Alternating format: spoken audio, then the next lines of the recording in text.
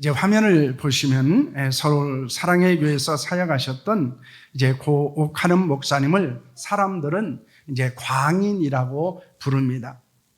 그런데 이제 옥하는 목사님은 자신의 이름이 옥하는이라고 해서 한없는 흠을 가지고 있는 사람이다, 이렇게 이야기를 합니다. 그리고 넘겨주실래요? 옥하는 목사님을 가리켜서 사람들은 이제 미친 사람이다, 그렇게 이야기를 합니다.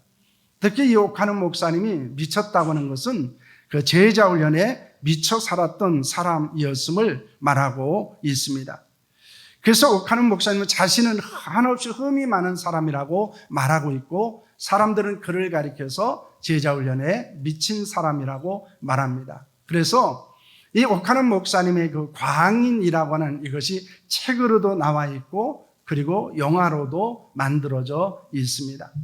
얼마나 복음을 위해서, 그리고 제자훈련을 위해서 집중하는 삶을 살았는지를 우리에게 도전을 주고 있습니다.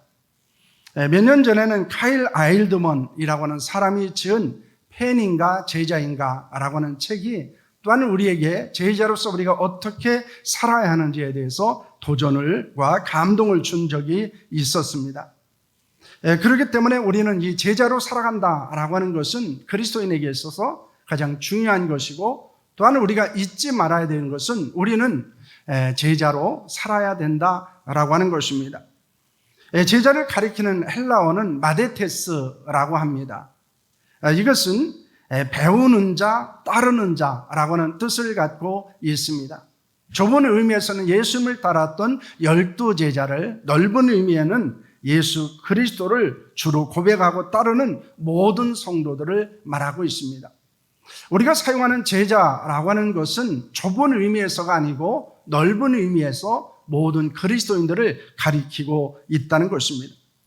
하지만 단순히 배우고 따르는 자가 아니라 스승의 가르침을 받아들이고 깨닫고 그것을 지표로 삼는 사람들을 말하고 있습니다.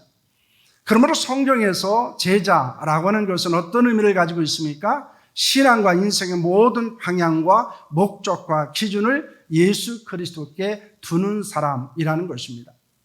이것이 제자에 대한 정의라고 말할 수 있습니다.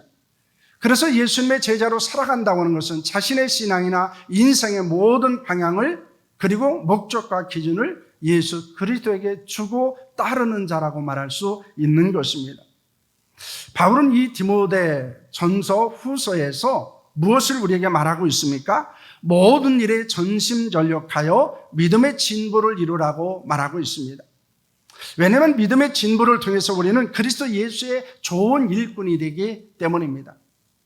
그렇다면 이 좋은 일꾼이라는 것은 어떤 의미를 가지고 있습니까? 그것은 예수님의 온전한 제자라고 하는 것과 같은 의미를 가지고 있다는 것입니다. 그러므로 우리가 디모데 전후서에서 발견하는 모든 일에 전심전력하여 믿음의 진보를 이루고 그로 말미암아 그리스도 예수의 좋은 일꾼이 되라라고 하는 권면은 무엇과 같은 것입니까? 우리를 향하금 그리스도 예수의 좋은 제자, 온전한 제자로 살아가라고 하는 권면이라는 것입니다. 우리는 그리스도 예수의 좋은 일꾼이 되어야 합니다. 이는 예수 그리스도의 온전한 제자가 되어야 한다는 것입니다. 그래서 우리는 계속해서 말씀을 나누면서 그리스도 예수의 좋은 일꾼이라는 것은 결국 그리스도 예수의 온전한 제자와 같은 것이다 라고 하는 것에 말씀을 함께 모았으면 합니다. 우리가 읽은 본문은 제자 훈련을 할 때 자주 인용하는 말씀이기도 합니다. 그것은 제자 훈련의 원리가 여기에 있고, 그리고 제자로서의 영적 정체성이 어떤 것인가 라는 것을 우리에게 제시해주고 있기 때문입니다. 우리는 본문을 통해서 그리스도 예수의 좋은 일꾼, 즉 제자가 어떤 존재인가, 어떻게 우리가 제자로서 살아야 되는가라는 교훈을 얻게 됩니다. 바울은 디모데를 가리켜서 내 아들이라고 말합니다. 이것이 이제 바울과 디모데와의 특수한 관계를 말하고 친밀한 관계를 의미하고 있는 것입니다. 그런데 단순히 그가 내 아들이라고 이야기한 것은 믿음의 아들만 아니라 이 바울의 예수 디모데는 동역자였고, 그리고 함께 제자로서의 삶을 살았던 사람임을 우리에게 보여주고 있습니다. 그래서 이 바울은 디모데를 향해서 사랑의 권면을 하고 있는데 그것은 아버지가 아들을 향하여 주는 것과 같은 사랑의 권면을 하고 있습니다. 그렇다면 바울의 권면은 무엇이었습니까? 첫째는 영적으로 강건한 자가 되라고 하는 것입니다.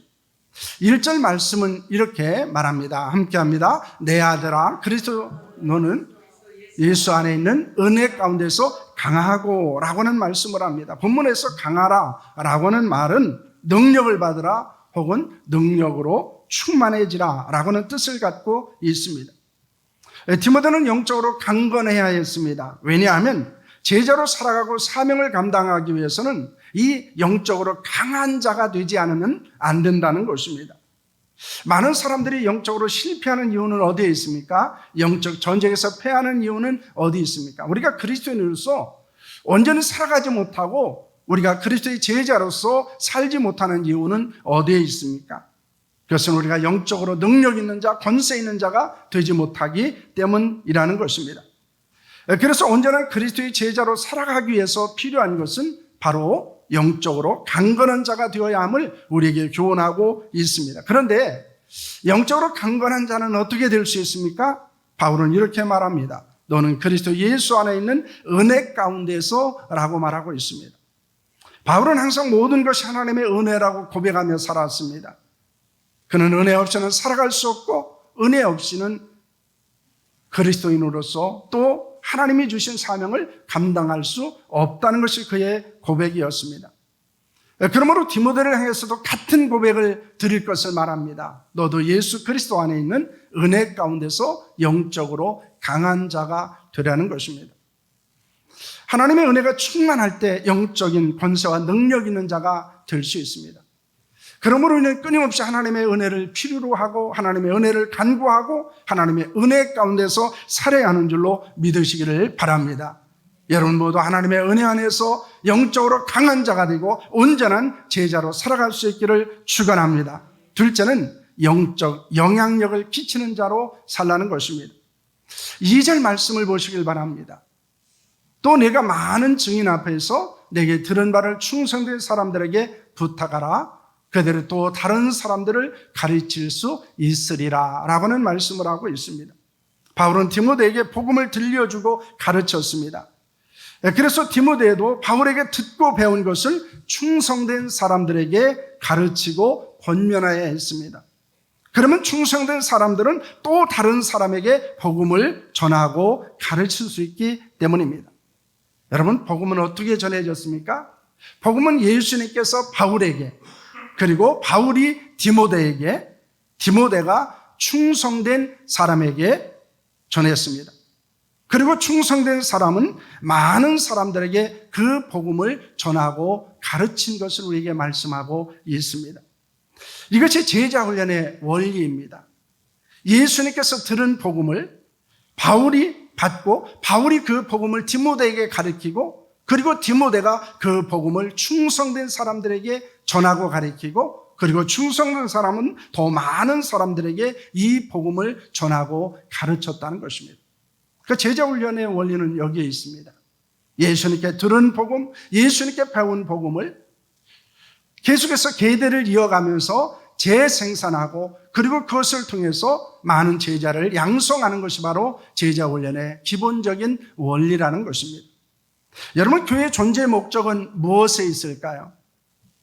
이 교회의 존재 목적은 복음을 전하여 영혼을 구원하여 하나님의 사람으로 양육하며 하나님의 나라를 확장하는 데 있습니다. 교회의 존재 목적도 어디에 있습니까? 복음을 전하는 데 있습니다. 그래서 영혼을 구원하는 데 있고 그리고 영혼을 구원함으로 그리스도 안에서 양육해서 제자를 삼는 데 있습니다. 그리고 그 제자들이 나가서 더 많은 사람들에게 복음을 전함으로 또 영혼을 구원하고 또 제자를 삼고 그들이 나가서 복음을 전함으로 복음이 확장되어지고 하나님의 교회가 세워지고 하나님의 나라가 확장되는 데 있다는 것입니다. 그러므로 교회는 끊임없이 복음을 전해야 되고 영혼을 구원해야 되고 제자를 삼아야 되고 복음의 확장을 이루어야 한다는 것입니다. 우리 교회와 성도들을 통해서 많은 사람이 복음을 듣기를 원합니다. 구원을 받는 역사가 일어나기를 소망합니다.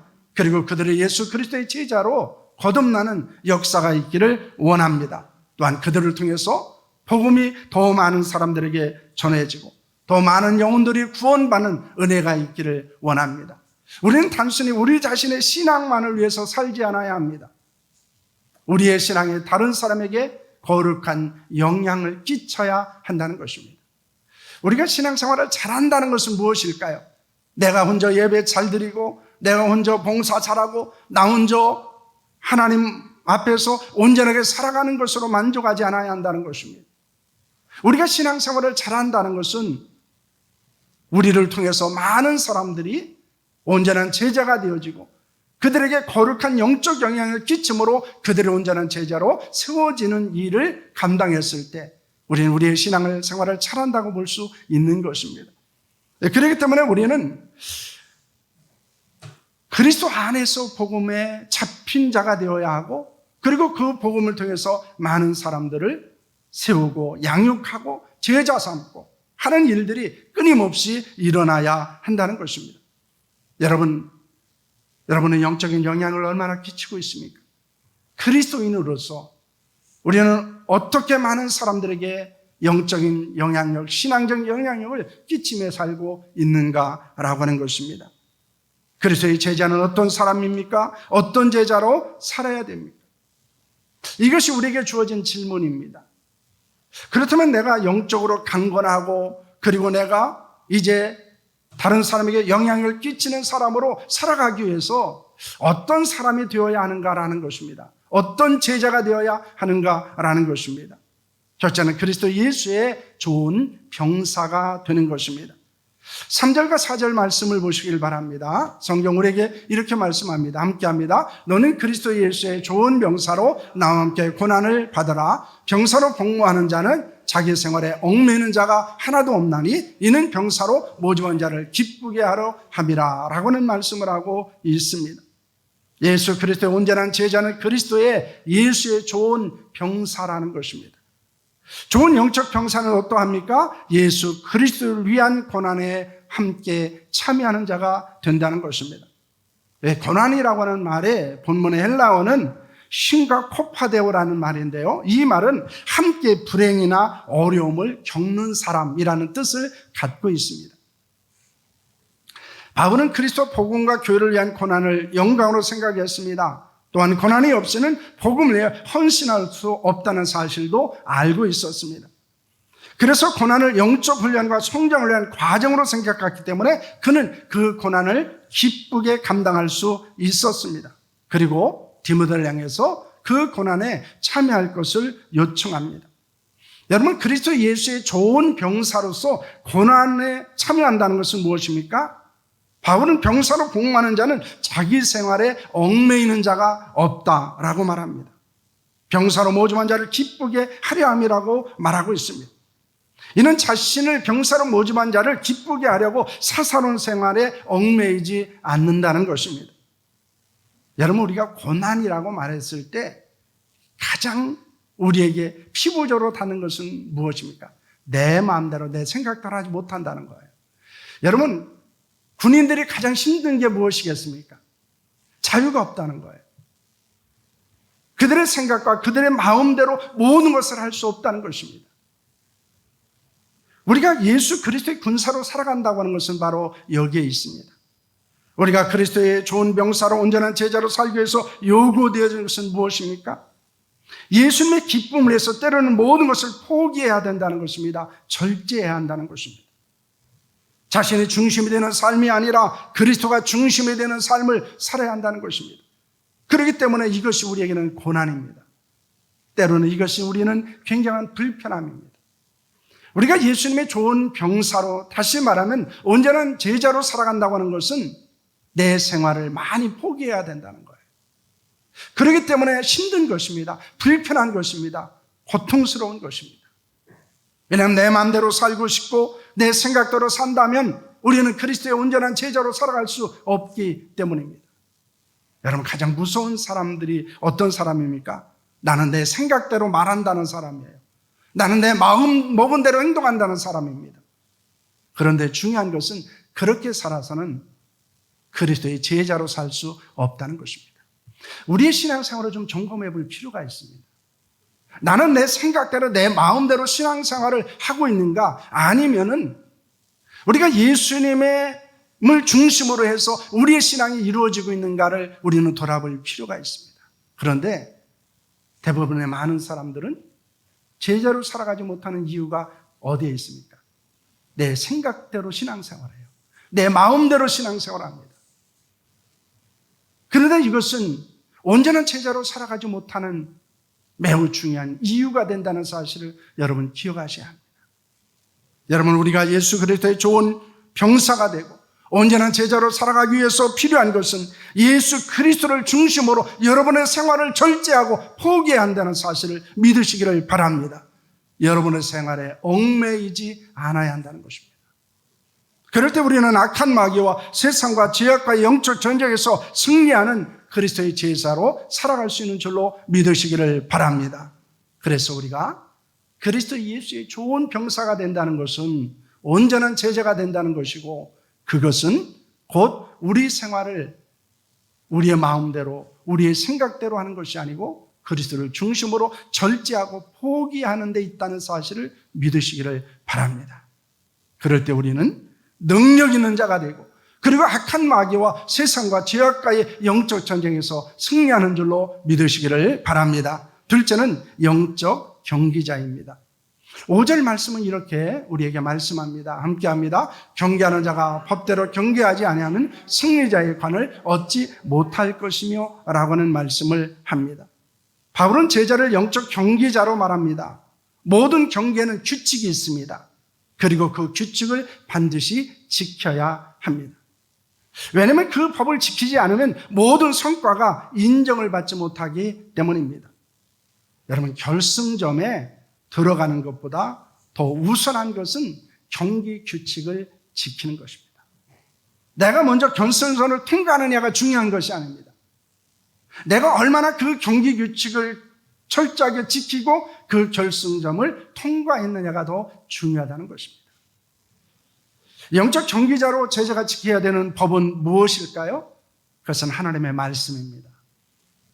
학습세례 문답서 제2장 3문을 보면 이런 말씀이 있습니다. 우리의 신앙과 생활의 유일한 법칙은 무엇입니까? 이렇게 질문합니다. 그리고 그 답은 이렇게 되어져 있습니다. 신구약 성경 즉 정황무하고 오류가 없는 하나님의 말씀이다. 이렇게 되어 있습니다.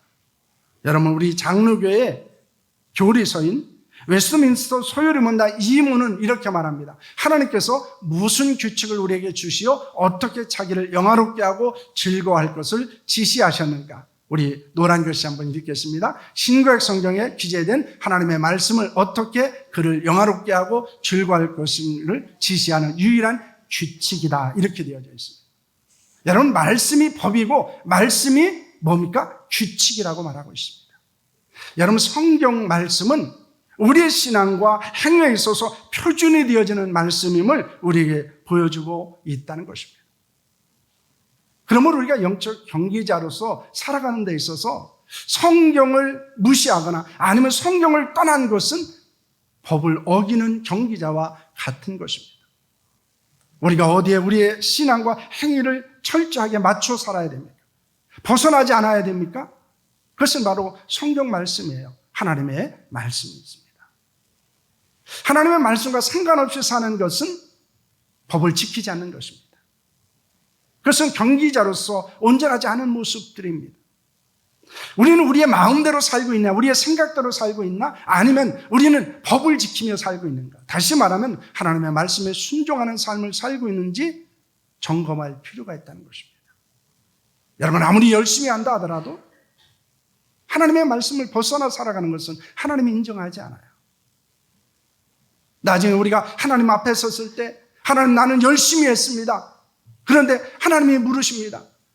열심히 했는데 무엇을 위한 열심이었는지, 너 자신을 위한 열심이었는지 아니면 하나님을 위한 열심이었는지, 그리고 그것은 내 생각과 내 마음대로 하는 열심이었는지 아니면 하나님의 말씀을 지켜서 하는 열심이었는지를 하나님이 우리에게 물으실 것입니다. 그때 우리는 뭐라고 대답을 해야 될까요? 내가 하나님을 위해서 했고 그리고 내가 철저하게 하나님의 말씀에 법을 지키며 열심을 내었다고 고백할 수 있기를 소망합니다. 이것이 우리에게 주는 도전이에요. 우리가 영적 경기자로서 중요한 것은 우리의 신앙과 생활의 유일한 법칙이 말씀이고 하나님을 영원롭게 하며 즐거워하는 유일한 규칙이 바로 하나님의 말씀이라는 것을 믿으시기를 바랍니다. 경계하는 자가 법대로 경계해야 승리의 관을 얻을 수 있습니다. 그 관은 경계에서 승리하는 게 주는 면류관입니다. 야고보서 1장 12절 말씀을 보시길 바랍니다. 함께합니다. 시험을 참는 자는 복이 있나니 이는 시련을 견뎌낸 자가 주께서 자기를 사랑하는 자들에게 약속하신 생명의 면류관을 얻을 것이기 때문이라 라고 말씀하고 있습니다. 우리가 영적 경기자로 하나님의 말씀에 순종하며 살 때 많은 시험과 시련이 있습니다. 시험은 인내해야 됩니다. 시련은 견뎌야 합니다. 그러면 생명의 면류관을 얻을 수 있습니다. 신앙과 생활의 중심을 하나님의 말씀에 두고 순종할 수 있기를 축원합니다. 그래서 생명의 면류관, 영광의 면류관을 받을 수 있기를 소망합니다. 그럼 우리는 영적 경기자라는 사실을 잊지 않아야 되고, 영적 경기자에게서는 법이 있는데, 규칙이 있었는데 그것은 바로 하나님의 말씀이라는 것을 믿으시기를 바랍니다. 셋째는 영적 농부입니다. 6절 말씀을 보실까요? 수고하는 농부가 곡식을 먼저 받는 것이 마땅하니라 라고 하는 말씀을 합니다. 바울은 그리스도 예수의 좋은 일꾼으로 수고하는 농부를 비유하고 있습니다. 수고라고 하는 것은 코피아노라고 하는 말인데요, 이것은 피곤할 정도로 열심히 일하는 사람을 이야기하는 것입니다. 농부는 씨를 뿌리고 인내하며 추수를 기다리며 수고합니다. 그리스도의 제자는 영적인 농부입니다. 야고보서 5장 7절과 8절 말씀입니다. 함께합니다. 그러므로 형제들아, 주께서 강림하시기까지 길이 참으라. 보라, 농부가 땅에서 나는 귀한 열매를 바라고 길이 참아 이른 비와 늦은 비를 기다리라니 너희도 길이 참고 마음을 굳건하게 하라. 주의 강림이 가까우니라 는 말씀을 하고 있습니다. 농부는 땅의 열매를 바라고 참고 기다립니다. 이른 비와 늦은 비를 내리기까지 기다립니다. 그러므로 오래 참고 마음을 굳건하게 한다고 권면하고 있습니다. 영적 농부로서의 제자는 예수 그리스도의 재림은 반드시 있다는 사실을 믿는 것입니다. 그리고 그 재림이 가까이 왔다는 사실을 믿습니다. 그리고 땀을 흘리며 복음에 씨를 뿌리는 거룩한 수고를 멈추지 않아야 된다는 것을 말씀하는 것입니다.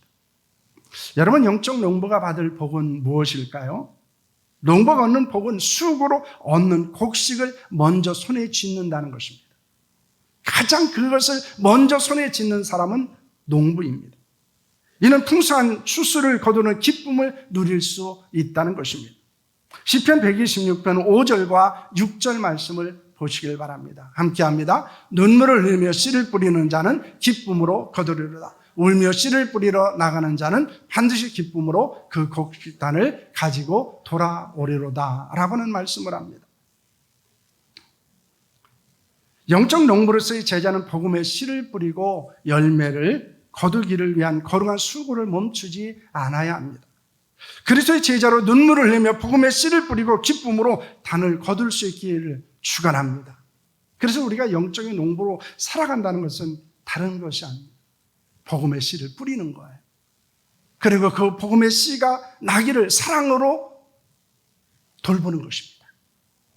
그리고 그들이 복음의 씨의 열매를 맺는 것입니다. 다시 말하면 우리가 복음을 전하고 그리고 사랑으로 그들을 섬기고 그리고 그들이 영적 추수가 일어나기 위해서 우리는 인내하며 축복하며 기다려야 한다는 것입니다. 이것이 우리가 영적인 농부로서 살아가는 것이고 그렇게 하는 자가 그리스도의 온전한 제자로 살아가는 것임을 여러분 믿으시기를 바랍니다. 우리가 제자로서 살아가고 있다라고 하는 것을 점검하는 것 중에 하나가 바로 내가 복음의 씨를 계속해서 뿌리고 있는가라는 거예요. 그리고 그 복음을 들은 사람을 사랑으로 잘 섬기고 있는가라는 것입니다. 그리고 그 열매를 거두는 삶을 살고 있는가라는 것입니다. 여러분, 복음의 씨를 뿌리는 일에 그리고 사랑을 돌보는 일에 그리고 열매를 거두는 기쁨이 우리 가운데 있기를 소망합니다. 바로 그것이 우리가 영적인 농부로서의 제자의 삶을 살아가는 걸로 믿으시기를 축원합니다. 화면을 한번 보겠습니다. 우리는 영적인 병사입니다. 영적인 경기자요, 영적인 농부입니다. 우리가 이 사명을 감당하기 위해서 필요한 것은 무엇입니까? 은혜 안에서 강한 자가 되어야 한다는 것입니다. 은혜 없이는 우리는 능력 있는 자, 권세 있는 자가 될 수 없기 때문입니다. 뿐만 아니라 우리가 영적인 병사요, 영적인 경기자요, 영적인 농부로서 제자의 삶을 산다고 하는 것은 바로 다른 사람들에게 영적인 거룩한 영향력을 끼치는 삶을 살아간다는 것입니다. 우리 자신이 다른 사람에게 어떤 영향력을 끼치고 있는지를 우리는 돌아봐야 합니다. 내가 그리스도인으로서 교회 안에서 다른 성도들에게 어떤 영향력을 끼치고 있는가?